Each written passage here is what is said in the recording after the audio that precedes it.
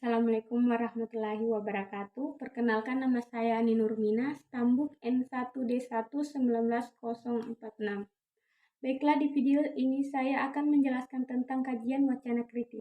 Yang pertama, pengertian wacana kritis. Analisis wacana kritis mewakili beragam teori, sama metodologi, dan definisi yang meliputi konsep-konsep teori wacana dan teori kritis yang menyarankan suatu metode untuk mengungkap hubungan di antara berbagai perspektif. Pada tahun 1990-an, analisis wacana kritis menggabungkan analisis yang lebih baik, yaitu analisis berbahasa secara lisan dan minat pada kekuatan dan ketidaksetaraan sosial. Terlepas dari akses yang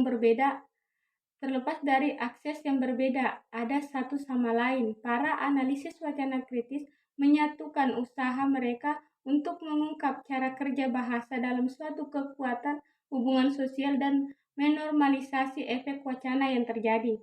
Bagian kedua yaitu beberapa pengertian tentang analisis wacana kritis yang dikemukakan oleh para ahli, diantaranya yaitu Teun A. van Dijk pada tahun 1998. Yang dimaksud dengan analisis wacana kritis adalah suatu pendekatan studi tentang teks dan ujaran yang muncul dari linguistik, kritis semiotika, kritis dan secara umum dari sosial politik, dan merupakan cara yang berbeda untuk mengidentifikasi bahasa, wacana, dan komunikasi. Yang kedua, pendekatan dalam analisis wacana kritis. Yang pertama, pendekatan Norman Peirce. Dalam pendekatan analisis wacana kritis, Peirce membagi 3 tindakan analisis, yaitu teks, proses produksi, dan menerima teks, serta konteks teks. Yang kedua, pendekatan Ruth Wodak. Pendekatan analisis wacana kritis yang digagas oleh Ruth disebut juga dengan wacana sosiolinguistik yang didasarkan pada tradisi sosiolinguistik. Yang ketiga, pendekatan Teun van Dijk adalah suatu di antara para praktisi analisis wacana kritis yang paling sering menjadi rujukan berbagai penelitian dalam wacana media. Bagian keempat, kriteria analisis wacana kritis. Yang pertama itu, tindakan wacana dipandang sebagai suatu yang bertujuan seperti untuk mempengaruhi, mendebat, membujuk, menyanggah, bereaksi, dan lain sebagainya.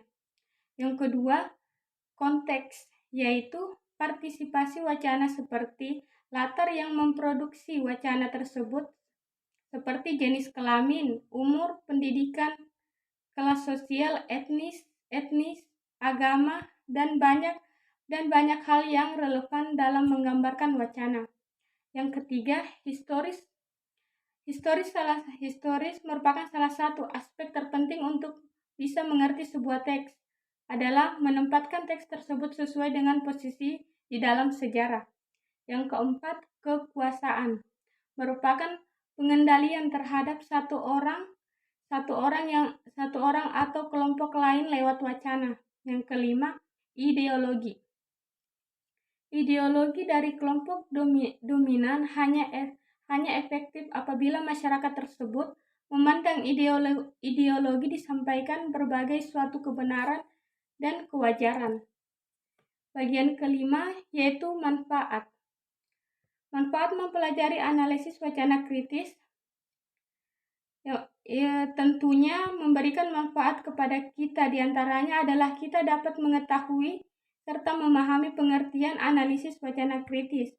Perbedaan antara analisis wacana kritis dan analisis wacana, landasan analisis wacana kritis, konsep, asumsi, pendekatan dalam analisis wacana kritis, dan prinsip-prinsip dalam analisis wacana kritis.